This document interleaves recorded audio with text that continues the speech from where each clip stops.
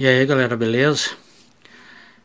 Eu estou fazendo um trabalho, projeto, e eu quero compartilhar com vocês. Até fica o convite aqui para você se inscrever no canal, que futuramente eu quero trazer o projeto completo.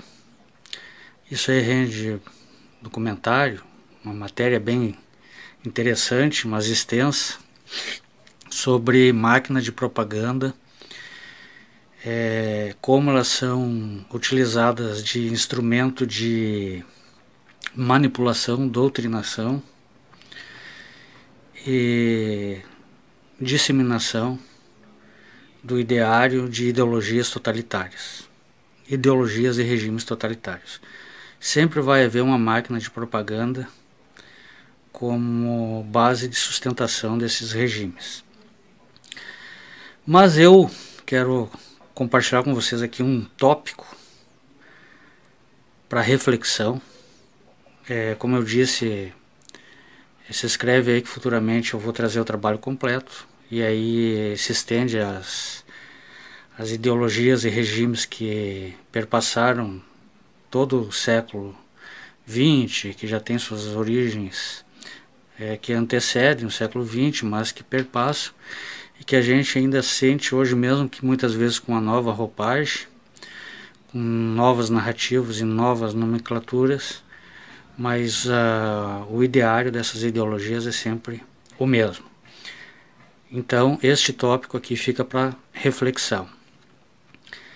Escolas e as organizações juvenis. Bom, aqui já começa desde a base a doutrinação. E isso aqui me chama muita atenção aqui, eu quero que vocês reflitam. Aqui já porque a mídia, a máquina de propaganda, ela tem um campo de penetração, mas esse campo de penetração se estende, e aqui a gente vai refletir sobre esse tópico aqui. Escolas e as organizações juvenis. Aqui a gente está falando da ideologia comunista, do regime soviético comunista. Um importante objetivo da propaganda comunista era o de se criar um novo homem. As escolas e as organizações da juventude comunista, como as organizações de pioneiros e a Komsomol, são tipo entidades estudantis, organizações. Serviam para tirar as crianças da pequena família burguesa e doutrinar a próxima geração com o estilo de vida coletivista. Ou seja, suprimir a individualidade dessas gerações, dessas crianças, desses jovens, da juventude. Você tira delas aquilo que elas têm de mais sagrado, que é a sua individualidade. A ideia de que a educação das crianças era a responsabilidade dos pais foi explicitamente rejeitada. Ou seja, a deterioração da família em nome da coletivização e da doutrinação estatal. Ou seja, deixa de ser um indivíduo, de pertencer a si mesmo, e deixa de pertencer à família em nome da coletivização, passa a pertencer ao Estado, ao regime. Um teórico da educação soviética declarou: olha só esse detalhe, isso aqui é um tópico fudido para refletir. Nós devemos transformar os jovens em uma geração de comunistas. As crianças, assim como uma cera macia, são maleáveis e deveriam ser moldadas para se tornarem bons comunistas. Devemos salvar as crianças da influência nociva da família. Veja que aqui é como eu disse ali, tem que salvar a criança da influência da família, ou seja, a família tem um núcleo que ela tem seus valores e seus princípios, que muitas vezes contrariam, ou essencialmente contraria o ideário comunista, a ideologia. Então eles precisam salvar as crianças da influência nociva da família, ou seja, tem que tirar as crianças da família para elas pertencerem ao Estado. Então tem todo um processo de doutrinação aí. Precisamos nacionalizá-las. Vejam, perde a individualidade e se torna uma figura estatal, um ser não apenas dependente, mas agente do Estado. Desde os pequenos dias de suas vidas, ou seja, desde a tenra infância, a ideia é fazer esse processo de coletivização e de doutrinação. Elas devem se encontrar sobre a influência benéfica das escolas comunistas. Obrigar a mãe a entregar sua criança ao Estado soviético, esta é a nossa tarefa. Olha que duro, olha que forte. Obrigar a mãe a entregar sua criança ao Estado soviético, esta é a nossa tarefa. Seguindo.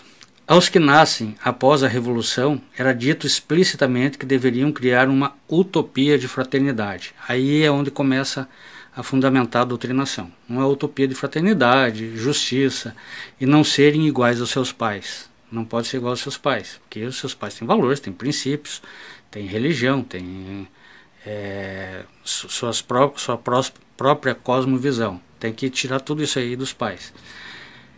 Mas, não serem iguais aos seus pais, mas inteiramente vermelhos. Veja a força da ideologia.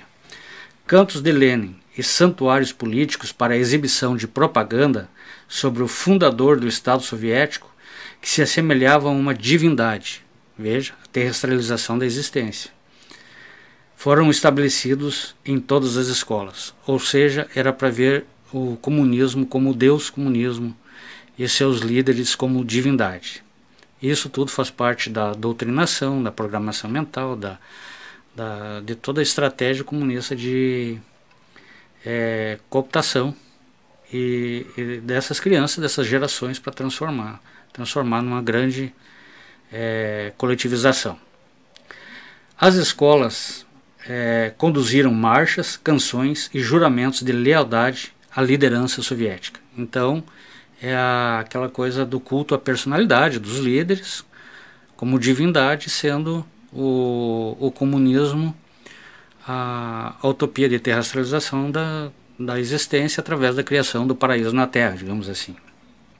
Um dos objetivos era o de incutir em crianças a ideia de que elas estavam envolvidas na Revolução Mundial, ou seja, a ideia da Revolução Mundial, da Internacional Socialista, da Internacional Comunista, sempre foi de uma Revolução Mundial, considerada mais importante de que quaisquer laços familiares. Ou seja, como eu disse, laços familiares pressupõem o respeito à individualidade de cada um, a valores, a princípios, a religião, a uma ideia de formação, de educação.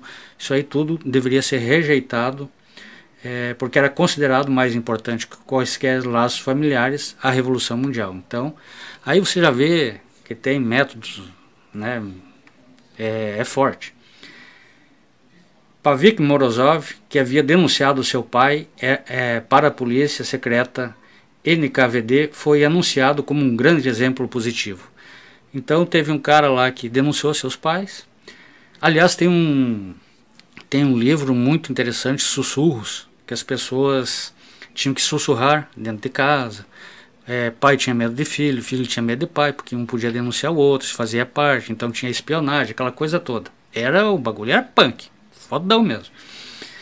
E o cara que denunciou a própria família e os próprios pais foi considerado como um exemplo positivo. Professores de economia e ciências sociais eram particularmente responsáveis por incultar inabaláveis visões marxistas-leninistas, ou seja, doutrinação nas escolas, em todo tipo de organização juvenil, onde envolvia crianças, jovens, adolescentes. Havia uma máquina de propaganda muito forte. E aqui se estende, isso aqui é só um pequeno tópico para você refletir. Eu vou trazer todo um artigo, um projeto que eu estou trabalhando, porque aqui eu estou falando do comunismo, mas aí tem um outro Um outro capítulo que vai falar das outras ideologias, lá do bigodinho, do nazismo, aquela coisa toda. Elas todas têm um modus operandi, um método similar. Máquina de propaganda sempre tem.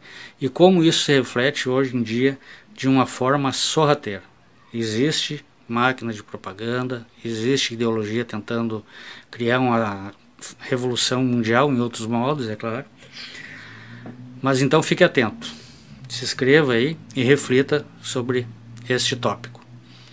Valeu, beijos no coração. Depois de serem presos, Winston e Julia vão para as câmaras de tortura para serem reeducados. The party seeks power entirely for its own sake. We are not interested in the good of others. We are interested solely in power. Not wealth, or luxury, or long life, or happiness, only power. Pure power.